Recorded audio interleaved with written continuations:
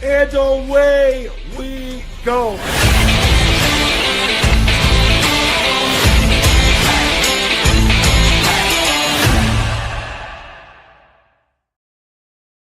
What is going on, Fight Citizens? Away we go indeed. So much to get to, so little time. We got a Monday night twofer. We'll lead you right up to that with the 0-3 Jets and the 0-3 Finns. And I thought the Giants would stay 0-4 or undefeated or winless because that cost me a Survivor, one of my 4 regular Survivor contest entries. But we're going to get into the incredible Bull Rush Survivor contest, which turned Survivor contest on its head. I've got some games that I want to talk about. I got some games to look ahead to. We've got 2 Squatch same Monday Night Football game parlays tonight. So lots of great wizardry to do on the show tonight. And also, he had to travel in someone's luggage. But my great producer, Davonshire, the fourth, was knighted in London out there with Trent Air, the CEO of Bull Rush. An award was won, so we'll get to Davin in just a little bit later in the show. But it's great to have you here. If you have any comments, please throw them in the chat. We're truly interactive. If you've got games you're looking at, games you want to talk about, wagers you want to discuss, wins that I've had, which I continue to do, which is the way I am, and I'm very humble. Feel free to do that. We always appreciate the comments. We know a lot of people have been watching the show live, but also a lot of people watching it on replay, and we feel bad that we can't, get to your comments live that way. But if you ever have anything you want to comment on and you're watching a replay of the show, just throw it down there on whatever, platform you're on, whether it's Twitter or Twitch or YouTube or Facebook, whatever it is. And I always try to respond to stuff. And I know Davin does, or Davin. I keep calling you Davin. Davonshire, very upper lip. And we love to make sure people realize, feel like they are a part of this Bull Rush family, that I feel like I'm part of doing this Monday Night show powered by Bull Rush. So always really want to make sure that anything you comment to us is taken to heart, and we want to make sure we answer if we can. Let's start with this, though. I know it's a football show. It's 99% football, but this just goes to me pumping up my ego. I'm really not that. Like I said, I'm not totally egocentric, but I am the best. Very humble. My dad says I'm a legend in my own mind. Shout out to the doc and shout out to my mama who's watching as well. But I gave this out to my great, if people don't know, I also have my own award-winning site called DTMSquatchPicks.club. Please check it out. It's awesome. And I gave this out to all my people July 29th. Let's throw it on the screen, Davin. And it paid me to do it because I'm a Detroit Tigers fan, but I just saw the writing on the wall. The value was too good. And did I expect it to end up being one of the biggest modern day collapse? No, but I knew there was a chance, and it was like an emotional hedge in a way, because I kind of had accepted after the Tigers for a long time were flirting or had the best record in baseball. A lot of people picking them to win the World Series. They were the third favorite behind the Dodgers and some other teams, kind of going back and forth. The wrong one, sir. Go to the Guardians one first. Guardians. We're talking baseball here, not football yet. But I gave this to my people. Let my people go. I feel bad, guilty. I don't feel guilty, but yeah, you feel a little dirty being a Tigers fan giving this out. But I gave this out. You can see the date there, July 29th, and I put it on all my socials. I've talked about it on this show before, and it happened. 33-1. To be honest, I wish I would have bet a little more, but like I said, I'm not greedy. I cannot believe that the Tigers blew the Central. And the funniest thing is, it came down to the final day because Detroit decided to start winning baseball games again. Where was that 2, 3, 4 weeks ago? And actually, even funnier, before I get to that part of the story, if you didn't see it yesterday because there was so much going on, football, Ryder Cup, all the craziness. For a little while after I gave this out, it went way down to like 15-1 within I think 3 or 4 days because the Tigers lost some games. That was when the Guardians kind of started. They didn't go on their big win streak, but they started winning a bunch of games. I think they won over 23 or 4 games in the last 30 or 32, something like that. So it's one of those things where for a minute, the Royals actually jumped Cleveland. And the Guardians were like 50, 60, 71, so it even went worse. But this was a play that I'm very proud of because you got to take chances sometimes, even against your own team. I've said this all the time, and I'll continue to say it. Don't bet with your heart. Sometimes it's fine to do that for a small bet. Have some fun. Bet on your team to win the Super Bowl, even if it's the Carolina Panthers. It's not going to happen, but do it. You got to bet with your head if you want to win money. And that's why I did this. And it came down to yesterday. The Tigers had to win and the Guardians had to lose because the Guardians had the 1-game tiebreak the tiebreaker from all the games they had won during the 6 games that the Tigers and Guardians played in the last few weeks of the season. And the Tigers were down and then winning and then down again and ended up losing. But they had run 2 on with 1 out in the 9th, and the Red Sox finally hung on because they were still fighting for playoff seeding as well, not even to play in New York or whatever. And the Rangers and Guardians, the Guardians who the night before had won the game with a walk-off hit batsman. They clinched the playoffs on that. I don't know if that's ever happened in the history of baseball. They were telling announcers, it was on regular Fox. They were talking about it. They were like, yeah, I'm sure it's happened before. Yeah, I don't think that's ever happened before. A team clinching a playoff spot with a hit batsman walk-off? Probably not. But anyway, the next night, they were up early, the Guardians. And remember, if the Tigers had won, I would need the Guardians to win to cash that bet. And, all the while kind of feeling weird that I want the Tigers to lose, or at least, have them win and have the Guardians win too, whatever. So the Rangers came back, took the lead. The Guardians had bases loaded, no outs, scored 1 run. And then the game went to extras. And in extras, they were down by, I think, was it 1 or 2 or 3 in extras or whatever. Maybe it was 1. But they won the game on a walk-off 3-run homer by Rocchio. So that's how I would have actually eventually cashed that bet had the Tigers won, which they almost did anyway. Just insanity. So trust the Squatch. Check out DTMSquatchPicks.club and obviously watch this show because I give picks like this all the time. Not necessarily baseball, but football. All right, let's go to last night. Here's the time we can throw that up, Davin. 2 cashes from last night. This is what I do over and over again.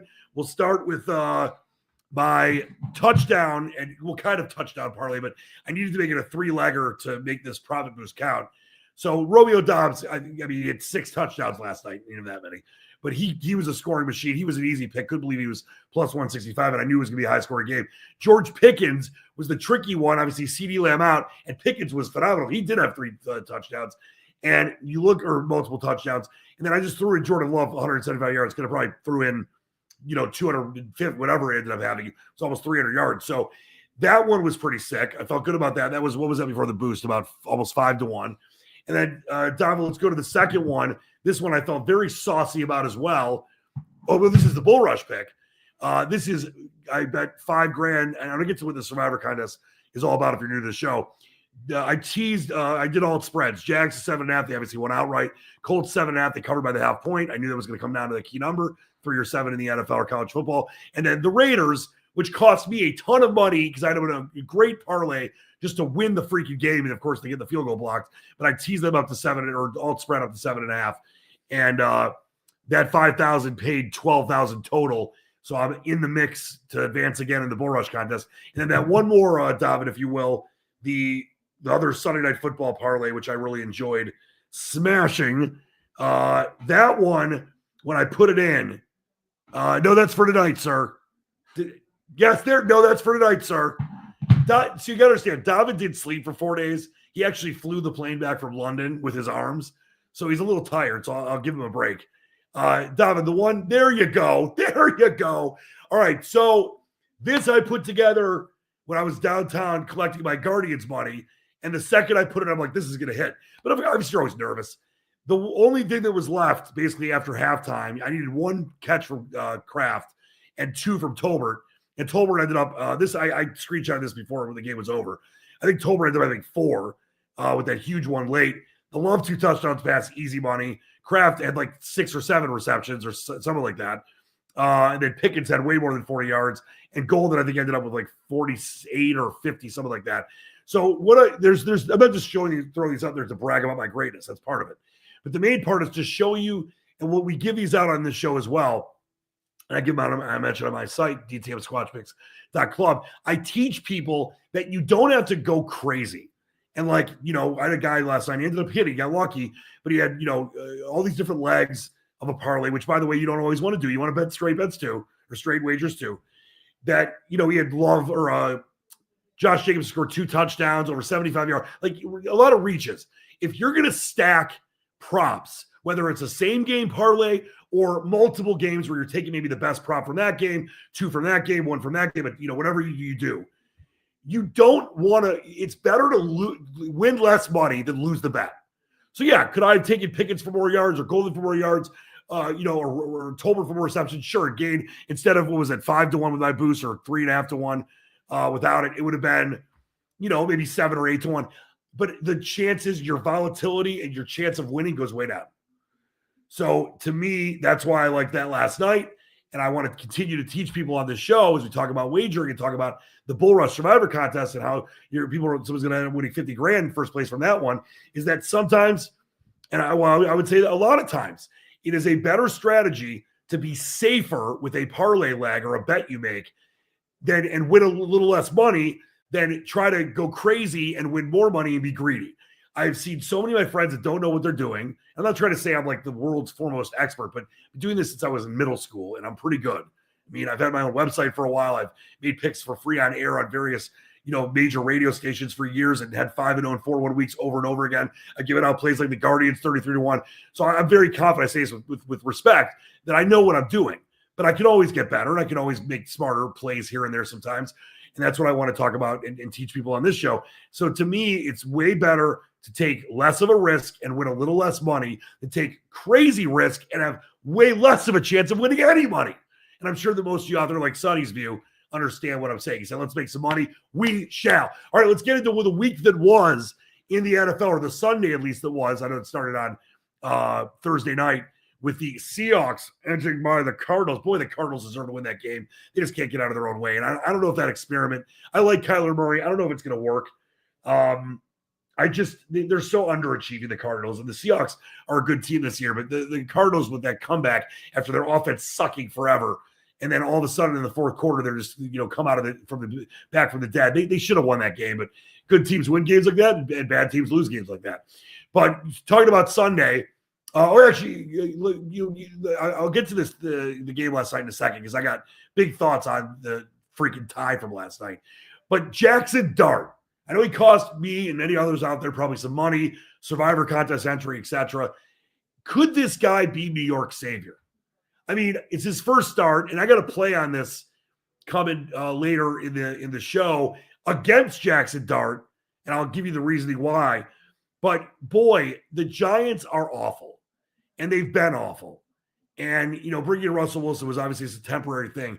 The way they won that game against a team that I've given out on this show to win the Super Bowl, and still I think has a great chance to do so under Jim Harbaugh's stewardship, I just can't believe the Chargers blew that game. Los Angeles should have won. I think anyone that watched that game agrees. But, when you turn the ball over, when you fail on fourth downs, and you let Jackson Dart score his first career touchdown in a big moment of the game, even though it was early in the game, I mean, Dart got the job done. That was such a New York story. It's like Tommy DeVito last year or a couple years ago, just craziness. But I got something on Jackson Dart coming up later. Before we get to the rest of the games, I did, Don, if you can throw up that play I made on Bull Rush for a second here. We are knee deep in the hoopla right now of this incredible Survivor Contest, which is the reason why I ended up getting hooked up with Bull Rush in the first place, because I met their CEO, the great Emperor Trent Air, at a conference last year. And, talked about his site and the stock trading stuff they do. And then, was mentioning they were going to get into sports.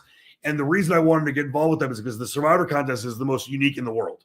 I mean, yeah, there's other spins on Survivor Contests, but for the most part, most major Survivor Contests, you have one team you pick a week, or for each entry, how many entries you have, and you can only use that team once. So if I think the Bills this week, they beat the Saints, the Bills are done for that entry for the rest of the year. A lot of fun. I'm in one that's in the first place, gets like $80,000. So it's great. But what they're doing at Bull Rush, and why I love doing the show, because we talk about it on the show sometimes as well, obviously, is they're doing a Survivor Contest based on different wagers, like touchdown props, point spreads, parlays, teasers, player props, same game parlays. And that's the play you can see right there that I put in yesterday that won the $12K overall. You get $100,000 each week. All you got to do is make 2 bet slips. So let's say you feel confident that everyone's going to lose that week. You're being strategic. Do $1 bet slips. Or if you feel like you got to make a lot of money, maybe you want to bet 2 bets for $50K, like two leg parlays, or a bunch of different same game parlays with props. You could do whatever you want. And the top 80% advance each week. Get to week 11, people start winning money. You win $200 for finishing in first place, more money or other money for second and third. And then anybody that wins a week gets automatically qualified for week 20, where first place is $50K. $50,000 if you get into, the week 20 and you're able to, win the entire thing. It really is just unbelievable. And to be able to do it with wagering, as opposed to having to pick one team with no point spread every week, I don't know, man. I think it's one of the coolest things I've ever seen. It's what got me involved with Bull Rush in the first place. And you could still get in. Obviously, the season has started. You could still get in. By the way, I wanted to mention that. Hold on one second here. I'm sorry. That, there's a $100,000 prize pool. And I mentioned first place is $50K when you get to week 20. But to me, this is just one of the coolest things to be able to still get in via satellite. $20. If you use the promo code EDGE, you save $5. So it's really $15 if you're watching the show right now. And the top 10 people each week get into the main draw. So obviously you can't still get into the main Survivor contest because the deadline was before the season started. So all you got to do is get in a satellite, be in the top 10, and you're instantly in to the main draw, and you have a chance to win that $50K, $20K, all the different prizes going forward. So check that out at bullrush.com. Use the code EDGE, and you can be a winner too. And I give plays. We show my plays on on Bull Rush that I make for the Survivor contest on this show. I post them. Davin cuts them and slices them and sends them out to the world because they're very emotional about it. So it's very, very exciting stuff. But yeah, check that out. Great time to get involved. You still have a chance to get into the main draw up till, I believe it's week 11. All right, so you look back to what Dart did for the Giants yesterday. I mean, he did say their season, they're not going to the playoffs, but gave them something to obviously cheer about. And both New York teams aren't going to be 0-8 combined after tonight when the Jets lose. And yes, I do have a lean for the Finns coming up for the first Monday night game. Can Miami be that bad? I don't think so.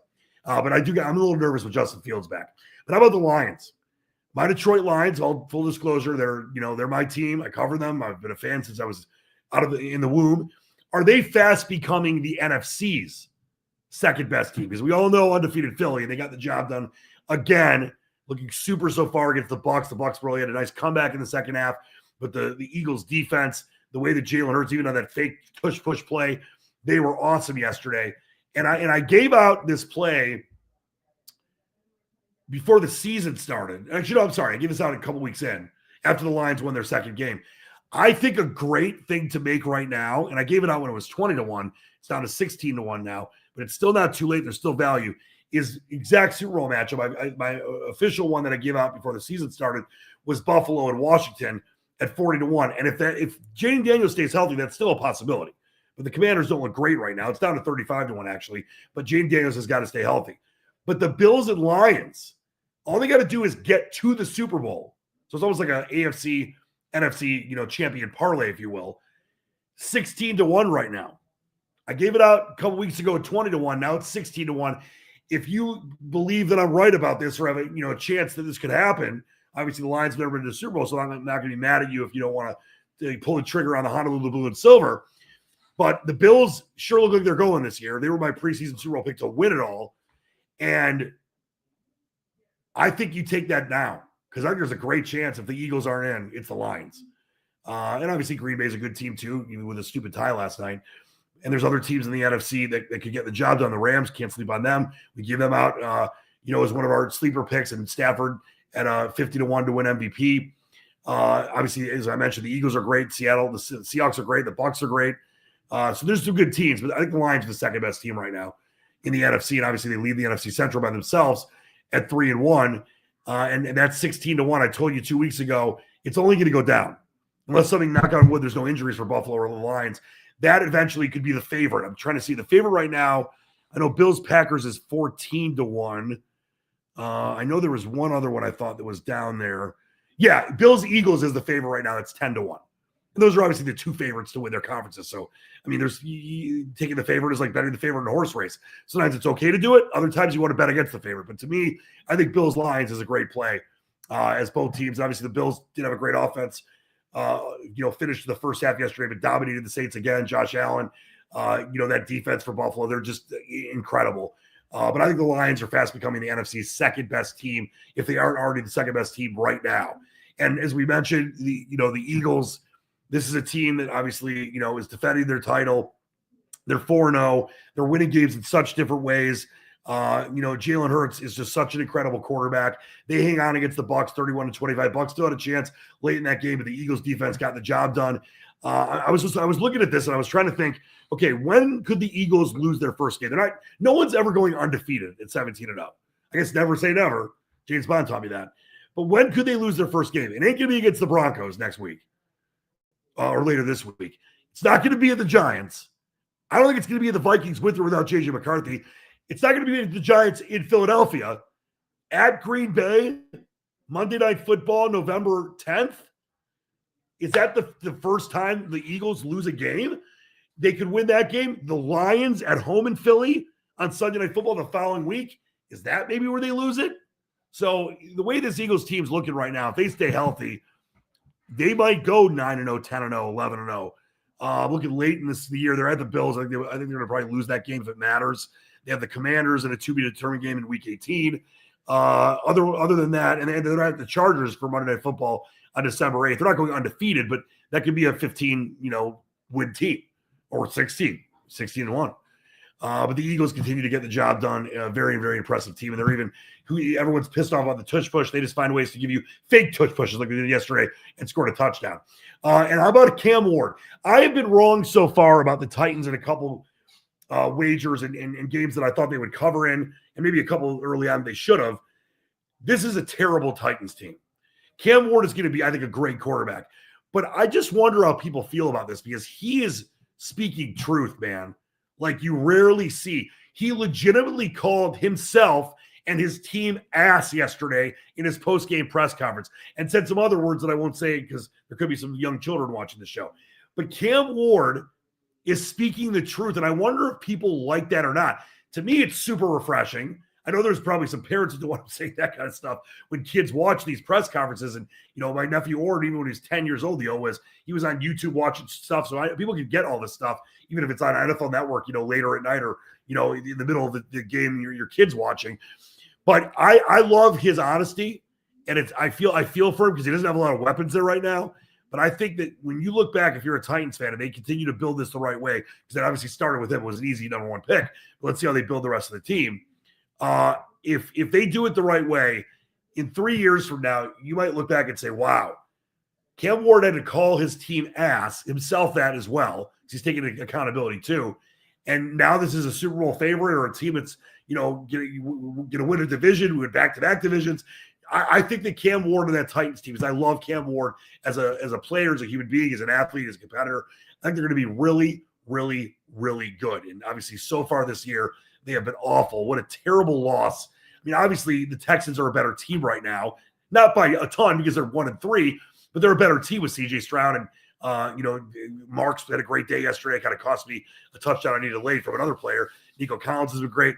But the Titans went down 26-0, and their offense was ass. It was just so freaking bad yesterday. I got to watch part of that game when I was downtown, watching all the other stuff. And I mean, you can't say none of it's on Cam Ward's fault because obviously he's part of it. But 10 of 26 for 108 yards, a QBR of 27.4 when CJ Stroud's QBR was 76.5. I mean, Pollard had 64 yards on the ground, no touchdowns. Ward had 22 yards rushing. Aoman, or the young receiver, I like him. He had 2 receptions for 44 yards. Ridley's Comedy Castle had 2 receptions for 30 yards. That's basically it. I mean, 108 yards through the air when Stroud has 233 and 2 touchdowns and no picks. I mean, it's just bad in Tennessee, but I love that Ward is being honest, and hopefully that lights a fire under them. We'll see what happens with that going forward. And then how much trouble are the Ravens in? I mean, this is still a team that is going to make the playoffs. This is still a team that is one of the favorites to win the Super Bowl. But they dropped to 1-3 and multiple 3rd and 1s and 4th and 1s.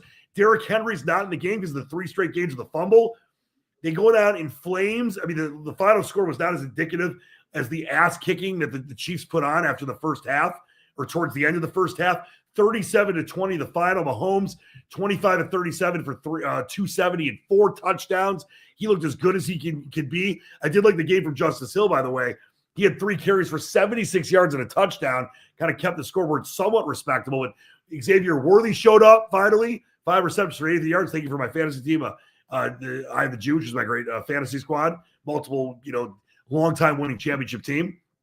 And the Ravens, quote them, I guess, evermore, they're in trouble, at least to stabilize early enough that they don't have to worry about missing the playoffs. Because they get in, they're going to be tough for anybody to play. But obviously, you want to host games, you want to win your division. They've got a Texans team they should beat at home this week. They got a Rams team that's obviously very, very good. That could be a tough game for Baltimore. A Bears team they should beat, but Caleb Williams is starting to get things together for Ben Johnson. Then at Dolphins, at Vikings, at Browns. That's the meat of the schedule for the next 6-7 weeks. They should win 4 or 5 of those games. And if they do, they'll be fine. But if this team keeps kind of letting this linger and getting worse and worse and worse, they're going to be in big trouble. I mean, you look at the Super Bowl odds right now, as far as just overall, they're still the 4th favorite at 9.5 to 1. They were the favorite for a while. Now it's easily the Bills. The Bills are down to plus 420. Eagles plus 600 or 6 to 1. Green Bay 8.5 to 1. Ravens 9.5 to 1, as I mentioned. Chiefs 9.5 to 1. And the Lions, I believe the Lions should be ahead of the Packers right now, but Green Bay did beat Detroit. It doesn't matter as far as who the better team is. You can beat a team, and the other team can still be better. But the Lions still with some decent value at 10 to 1. If they keep winning, that's going to go down to 7, 6, 5 to 1. So if you're a Lions backer, I would take that now. All right, let's take a quick break. We're going to check out a little bit of the Survivor contest accoutrement if you haven't seen it before here on the show. And then I'm going to bring in the well-traveled, he's been up for 4 straight days, flew the plane back from London, Davin Shire, my great producer, and Bull Rush extraordinaire and employee extraordinaire. We'll see how that trip was and talk about the award that Bull Rush won. We'll do that in just one moment. Take a look at this first. This isn't fantasy football. It's real competition. Welcome to the NFL Survivor Tournament. You versus the field. $100 to enter. $100,000 in total prizes. $50K to the winner. Start each week with a $100K bankroll. Pick games, win returns. Top 80% survive. Bottom 20%, you're out. Bankroll resets weekly. No carryover. 20 weeks, $100K. Will you take home the cash? Sign up, lock in, and let's see if you've got the guts to survive. And do you have the guts to survive? So please go to bullrush.com, use that code EDGE, save the $5, $15 entry to that satellite contest. You can get into the main draw and win that $50K first prize along with a lot of other cash prizes as well. It really is one of the most unique things I've seen. I mean, obviously, we haven't had that many things change in sports wagering and Survivor contests in recent years. I mean, obviously, adding more props is nothing new, but having a Survivor contest where you survive by wagering and placing different things, is just, I think it's awesome. By the way, we had Crypto Netflix and Chill asking, what do you think they should do to prevent ties? Listen, that was what I wanted to get to here before we get to David. I mentioned I wanted to talk about this. Ties are effing stupid. I understand why it is a rule in the NFL. And by the way, the fact that they got rid of 5 minutes in overtime instead of 15, if you don't know that, it happened like 5 or 6 years ago because they wanted to, player safety and all that stuff and have them on the field less amount of time. That makes it even more likely for a tie.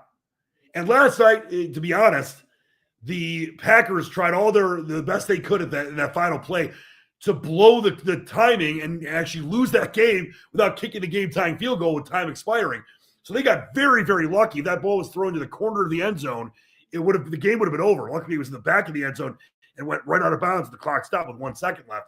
But it's a great question, Crypto Chill. Maybe they should use Bitcoin. No, or Ethereum or Solana. I think what you do, I know some out there will say do the college thing. They will never do the college thing. The NFL never copies college. College might copy the NFL, like the 2-minute timeout. It's not a 2-minute warning. The NFL will never copy college. What I think they should do, it's a very simple solution, but it's very unlikely, and I'll explain why. let them play until someone wins, in the sense that that period would have ended and it would have been, obviously they have a chance to tie the game because each team gets the ball. But after that happens, let them play till someone scores. Don't time it like that. You can time it as far as like if you want to do 10-minute overtime periods, that's fine. Give each team an extra 2 timeouts. However you want to do that's fine. But don't, like soccer does the same thing. They have draws all the time. It's not as rough and tumble in soccer, but they play even longer than the NFL. They play 90 minutes. The NFL is 60 minutes. The easy answer is this, Crypto Chill. Let them play until that tie is broken, in the sense that both teams get a chance for the ball no matter what. Even if the first team with the ball scores a touchdown thanks to the Patriots-Falcons Super Bowl. That changed that rule forever. But let's say last night, there's 1 second left in that period. Let the Packers kick the field goal, and you go to another 10-minute period, but the next score wins. It's simple, but they won't do it because there's a chance that could go on forever. It could go on for, what? Think about Major League Baseball games. There's that 20-game, growing up, I was always fascinated by that 20-inning Red Sox game that happened in the 80s. There could be an NFL game that literally goes an extra 60 minutes. Every team keeps fumbling, field goals are blocked. I mean, you could definitely not play another 60 minutes. That's crazy. But I think that maybe you put in a rule there that if it goes a certain amount of time, that you've got to stop. But to me, you want to have a winner each and every week. You don't need ties anymore. It's not 1972. There's 32 teams. Back then there was like 16, and it was different. Like ties weren't as big of a deal. Let them play extended 10-minute overtime periods. And after that first initial, both teams gets the ball situation.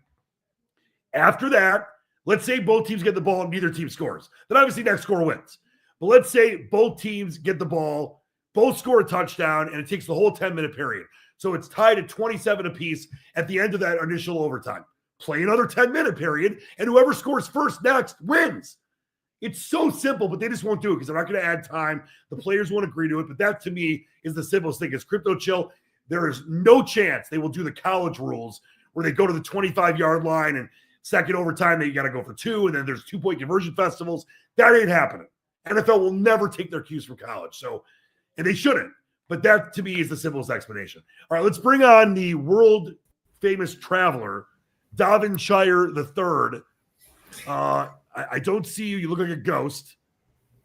You don't see me at all? I don't. I just see your name. I hope it's not just on my screen because then I'll look like an idiot. But right now, you just look like you're part of the 45-yard line. Now it's just me. Yeah. I see myself on my screen. Do you see me now? You're not on my screen. I just see a blank black thing. Well, anyway, we can hear your voice, or maybe people can see you. I hope they can. Otherwise, it's your fault because you're the producer. So let's talk about this. You just got back from jolly old England. Let everyone know why you were there and exactly what ended up transpiring. Yeah, so I mean, we were give me a second, let me switch this camera right here. We were in the London Prop Trading Expo. So if anybody knows, we also do prop trading we have our own prop firm, and I think I just saw myself pop up. As far as I'm concerned, you're a black box. So all right, anyways. To be honest, Gavin, it's pretty embarrassing for you. I have all my cameras on. I see myself on my screen, but I looked. Well, that's fine. If you see yourself on your screen, listen, this is a live show, so we can talk about this. It's fine. Yeah. Anyways, if you see yourself on your screen, that's great, but I don't see you on mine. Yeah, no, I believe you. Anyways, I'm not lying. No, I know you're not. I checked. All right, let's tell the people what my question was. We're at the London Prop Trading Expo in London, as the name suggests. Because we also do prop accounts. Explain to people what prop trading is, Gavin. A lot of people. It's essentially where we fund you. So if you don't have the money to trade, you can come to us. You purchase a challenge. You essentially hit, prove that you can be profitable in trading, and then we get you some money to trade with, anywhere from up to 200. This is stock trading, just so people understand. This is not everything but stocks. So forex, crypto, indices, commodities, oil, gas, USD, all that good stuff. Soybeans. So, I'm a big soybeans. Soybeans, exactly. Everything by the way, up really to quick, 200K. Really quick. So by the way, I won a nice bet with you too. So you owe me sushi. But yes, I do. I have 3 personal friend bets, which are the most fun. I mean, obviously winning that 7K I did with the 10K with the parlays, and that's great. I mean, it's always going to win money. But to me, the ones that mean the most are the ones you make with your friends. And obviously, I smoked Davin. I smoked my old producer from a previous show I did, who's a big Bears fan, so he has to buy me like a deep dish Chicago pizza where he lives, but he's got to pay for it and get it delivered to me. Davin's got to have a sushi chef come over and make it in front of me at my house. So the other 7-Eleven sushi. I'm just kidding. No, there's no such thing as 7-Eleven sushi, but I'm definitely not getting that. Gas station sushi. So anyway, I made a big, and I'll give him a shout out, even though he's a clown. I love him. He's one of my best friends. His name is Dave. I call him Baby Dave Rieger. His brother's actually a former colleague of mine at 97, won the ticket at a long time job I had here in Detroit at our our only big sports station. And Dave is I'm a huge Lions fan, but I'm not like a jerk about it. Dave is a ridiculously big Broncos fan, but he's an ass about it. And I've lived in Costa Rica, New Hampshire, Florida, California, all over the country and in the world. And I've always been a fan of my teams. I'm not trying to say you can't change. I'm not going to tell someone how to be a fan. But Dave has never lived anywhere other than his mother's house. That's not true. He's lived a couple places. But he's never lived anywhere outside of Michigan, and he's been a Broncos fan since 10 years old because his father, may he rest in peace, his great late father, took him and his brother to a Lions preseason game. And this is how old Dave is and how long ago it was. Gary Danielson, who's obviously now a very old broadcaster and a former Detroit Lions quarterback, threw a pass in a preseason game to this receiver named Jeff Chadwick. Chadwick dropped the ball at the end of the game. They lost, and Dave's like, I'm done with the Lions. And back then, if you remember, if you're my age, John Elway's on the Broncos. They're showing the Broncos a lot on NBC because they had the AFC in the afternoon. I used to watch those games all the time. It was awesome. So he's a Broncos idiot. He thought, and listen, he cares more. He'll never admit this. He does love the Broncos, though, so he'll never admit it, but I think it's still true. He cares more most of the time because the Broncos have sucked for a while now. They got Super Bowls. He cares more of the time if the Lions lose as opposed to the Broncos win. Now, I'm being kind of a jerk because he obviously cares more about the Broncos, but that's what it seems like to me. So he was more concerned about the Lions getting killed by the Ravens because I took him to the VIP room down at the casino that weekend to watch the Broncos lose to the Chargers in embarrassing fashion. That was awesome. I got made fun of him. And he cared more about the Lions getting – he's like, well, don't worry, your Lions will be 22. They're going to get embarrassed. So he made a blowout bet. I gave him double the odds. If the Lions lost by 10 or more, or if the Lions lost by 10, it was a push. If they lost by 11, he won. If they lost by 9 or less, I won. Obviously, the Lions won the freaking game and roused the nation on Monday Night Football last week. So it was for $50. I gave him 3 options because I'm a very nice guy. He could pay me in 25 $2 bills, which I've done before when I've watched that for him. He could pay me in the equivalent in Canadian money, which I don't even know why I use this as an option. I just think it'd be cool to get some loons or whatever. But this is, David, this is what you'll like the most, speaking of Forex trading. I gave him the option and even the conversion to pay me in bushels of soybeans. Each soybean bushel is about $10.17. So if he gets me 5 bushels of soybeans, which I believe is like the size to fill a car, then he's even with me. So what option would you take, Davin? You'd probably go with the soybeans. I would definitely go for the soybeans just for the content, just for the yeah. He's got to pay me at some point, but he's trying to get the $2 bills. The soybeans would be hilarious. Funny. All right, but anyway, so you guys were out there. I saw you trying to pull a Dan Leach. You're hosting on a stage. You're trying to look cool. You're interviewing people. I was very impressed with what I saw. I spent 4.5 hours on the stage. 4.5 hours. Yeah, there's breaks, but like the total time that I was standing on stage was 4.5 hours, not counting like when I was walking around. I'm very proud of you. That. I know you're going to release some of these videos and then let everyone know about the incredible honor you guys received. So we won an award, the best trading competition platform. That was really cool. So I have everybody there. We ran a live trading competition there. We already posted a little snippet on the Twitter and YouTube and all that. But yeah, we had a live trading competition, and yeah, it was a great success. Obviously we're the best booth there, best company there. Everybody loved us, and go check out, if you are interested in prop accounts, check out Bull Rush Prop. But more importantly, check out the NFL Survivor. One thing I wanted to say though was you talked about the tie just now. I'm glad the person asked the question about the tie. I was like kissing your sister. No, because we were in London, and after the event, we went to a pub and we were watching soccer. I'm not going to say football there, but we were watching soccer. Well, it is called football. Yeah, football. We were watching football over there in a pub, and it was really exciting. It was really fun, watching the game with all the like local people there. but it ended in a tie. I was so pissed, and I was Darvin, you're making yourself sound silly. It's a draw, my friend. Don't say tie. draw, whatever. If you don't say draw, they're going to make fun of you overseas. I don't care. I don't care, man. I'll watch it once you guys eliminate that draw, because it was like there was 2 games going on. I think they both ended in a draw, and I was like, this is why, I mean, it's getting bigger in America. It is getting much, much bigger, but like, it's why it's not number 1 in America. It's like David, it's never going to be number 1. It's the biggest sport in the world by far, times 50. 100%. But it's a beautiful sport because of the draw. I understand why they have draws in soccer in Europe, because I don't have as big of a problem with the draw in soccer as I do in football. In soccer, they play for 90 minutes plus extra time, injury time, extra time. If you can't win a game in 90 minutes, okay. But in football, you're playing 60 minutes. Well, they should do the shootout every time. Just go straight to the shootout. Just like I just said, just like the NFL will never adopt college football rules, they will never do a shootout in regular EPL, Champions League matches unless it's a break to advance or it's a knockout round. They will never do that because it's traditional. It's called the beautiful game for a reason. I'm a huge soccer guy, Davin, so I'm not giving you a hard time here. But I already had this debate while I was in the UK in the bar. So you're never going to win this debate in the UK. Oh, I know. I did not win this debate. Just buy a bunch of pints and some bagels and mash to make sure they don't punch you. We had some fish and chips actually in the pub. All right, before I let you go, and then we're gonna I want to give a chance to show people about the Survivor Kindness really quick before I give you my picks for tonight and we get out of here. Yep. Let's talk about the Ravens. Listen, all due respect, I'm not going to pile on. You're a big Ravens fan. You already owe me a bunch of sushi for what happened last time.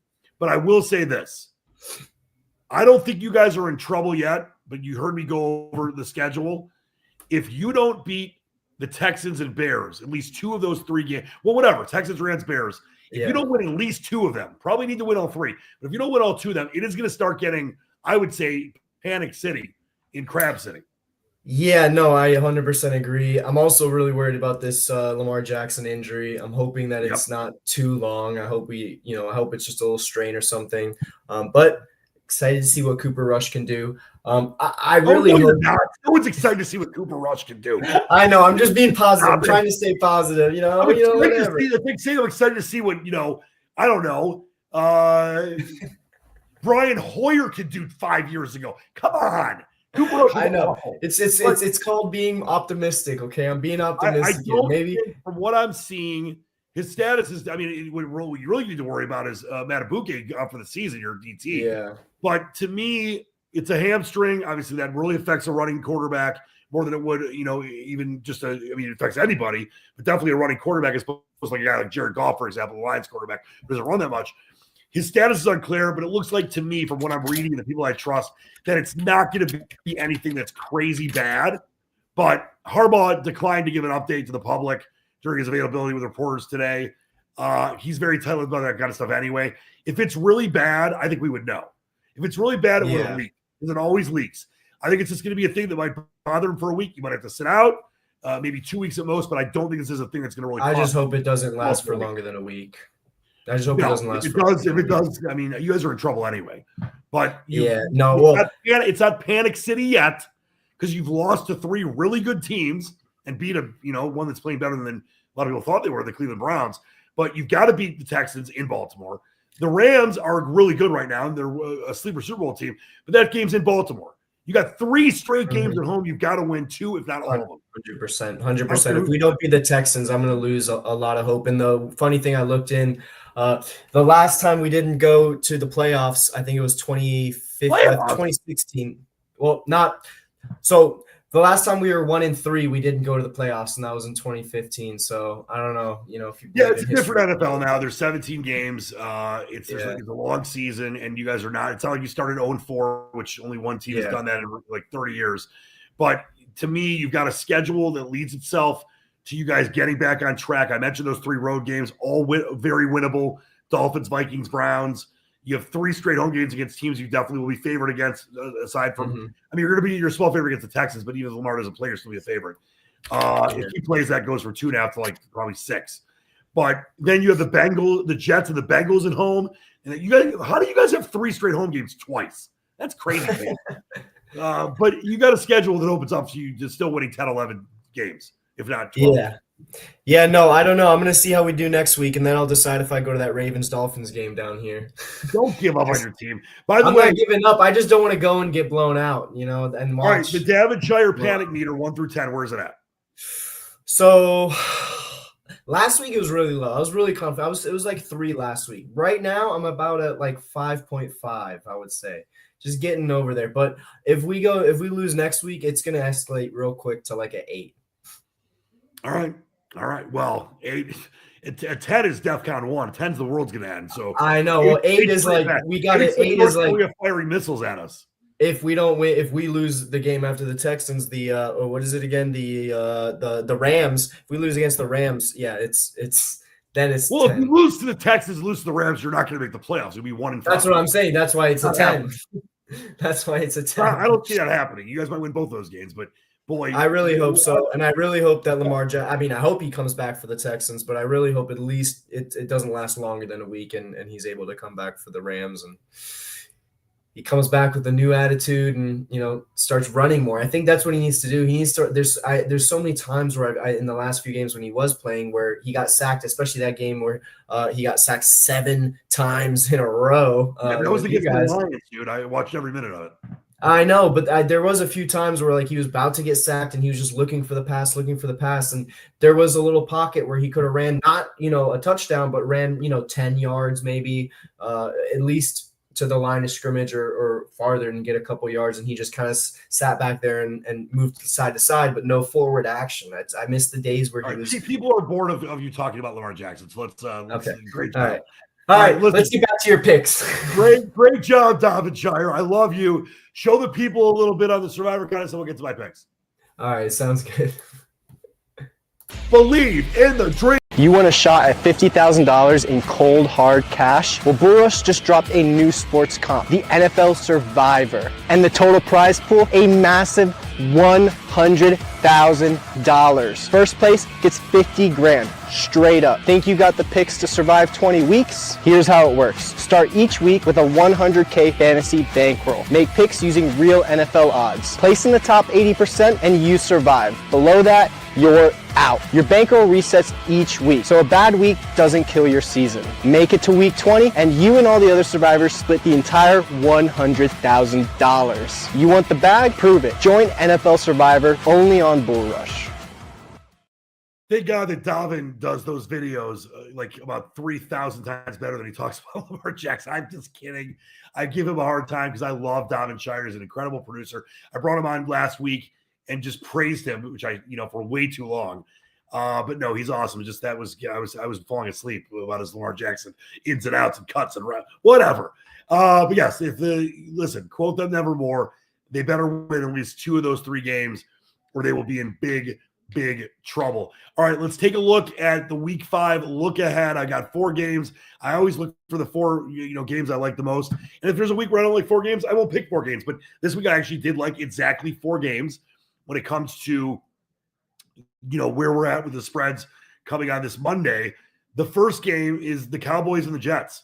And obviously, I've told you this before, you want to monitor what happens tonight with the Jets. If Justin Fields gets hurt again, Jalen Hurts, if he gets hurt again, I mean, obviously it's dangerous. I love it. They used to not put spreads out when the game was going on because the injuries can obviously change, especially if like your quarterback back in the day was Tom Brady or Aaron Rodgers or whoever. Was a big deal. Lamar Jackson's an example. But they put these lines out, and obviously let's say you see like Josh Allen go out and he's out for the season. You might the line for the next week might be up, and you might bet it right away, but they'll pull it down. You got to try to time it as best as you can. But it's cool the lines are up because they used to not be that way when I first started wagering years ago. But to me, the Cowboys show that they can score even without CeeDee Lamb. I think Dak Prescott's having a great young season so far. They're on the road against the Jets with or without Fields. I don't care. It's below that key number. I like the Cowboys minus the 2.5.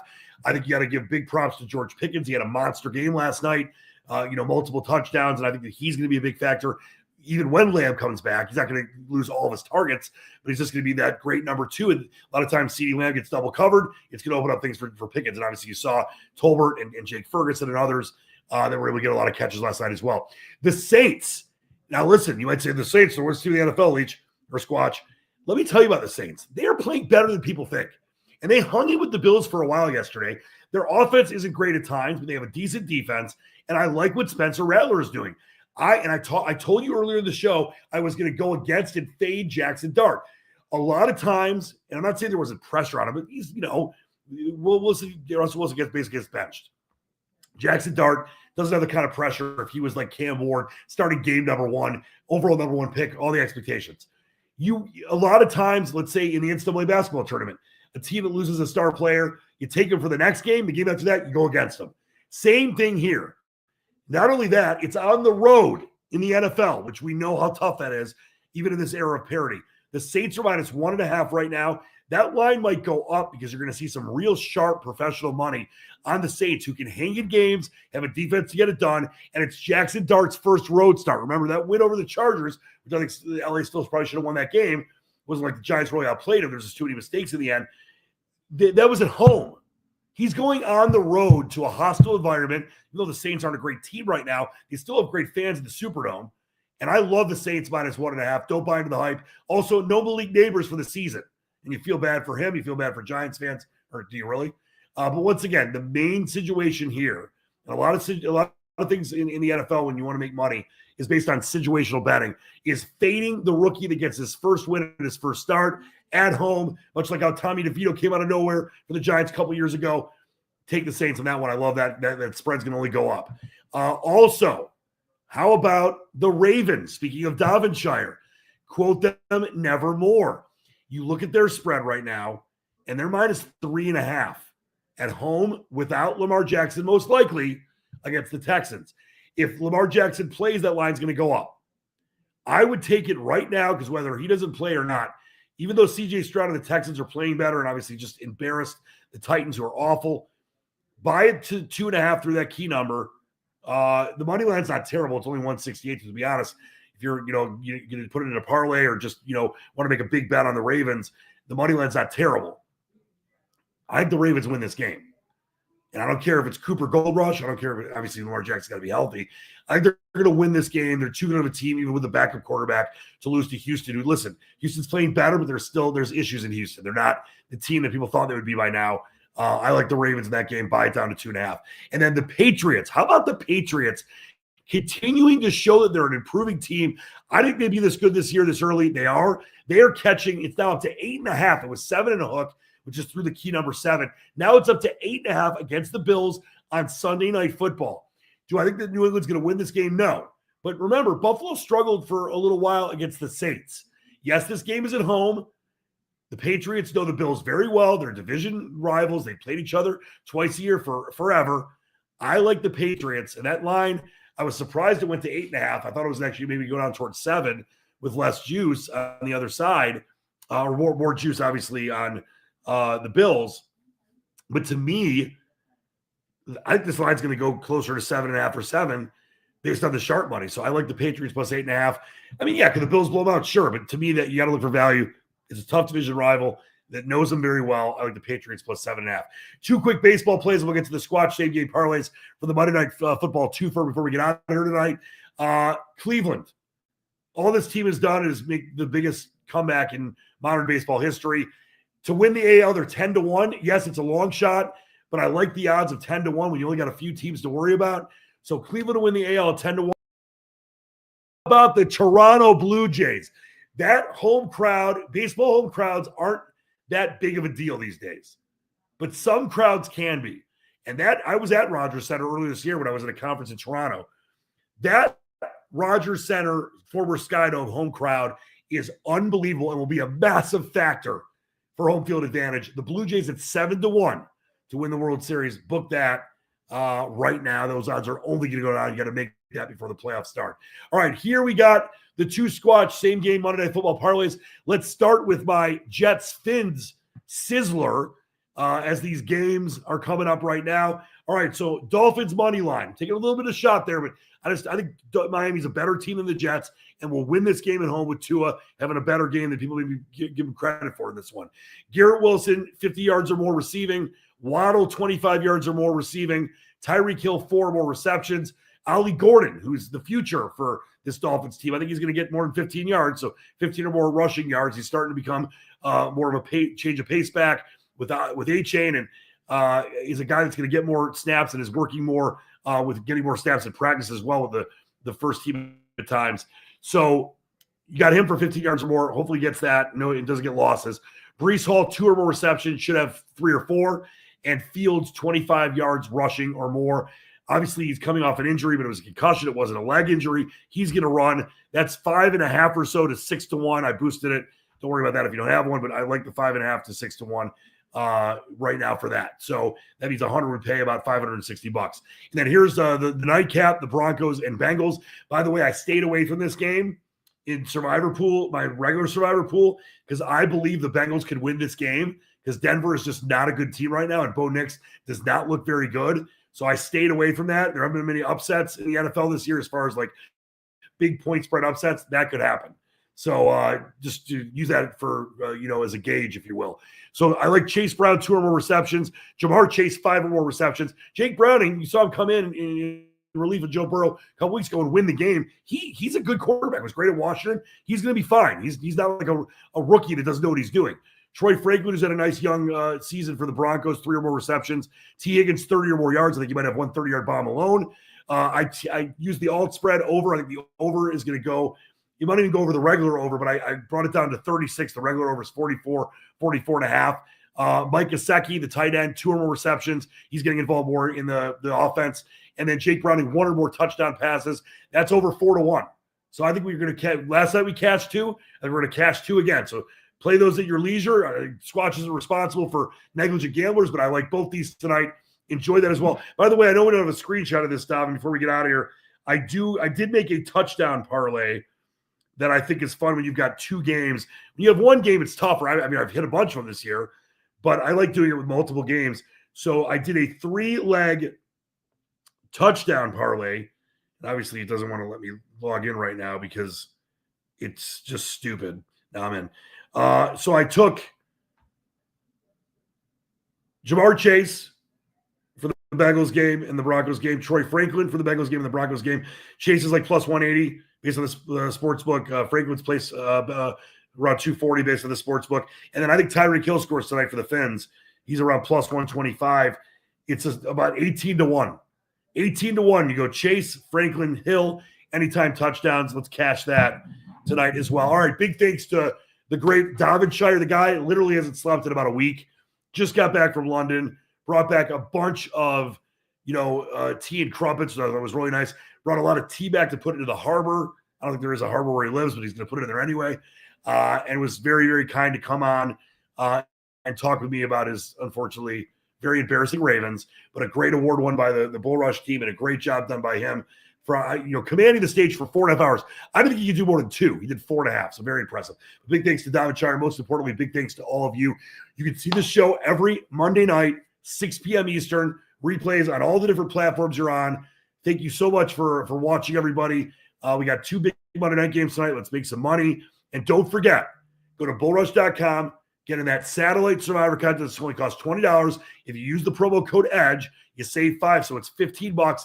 If you finish in the top 10, you advance into the main draw, where if you get to that final week 20, you can win $50K for finishing in first, $100,000 prize pool. So go to bullrush.com, check out all the rules if you want, and use the code EDGE and save 5 bones. Makes it only $15 instead of 20, and play that satellite Survivor contest. You can play against me. I'm in the top 20 right now, so we'll see what the Squatch does. The Squatch, if I win that money, I've decided I'm going to give Donovan $2 of it and keep the other $48,998 for first place. There's obviously a lot more prizes as well.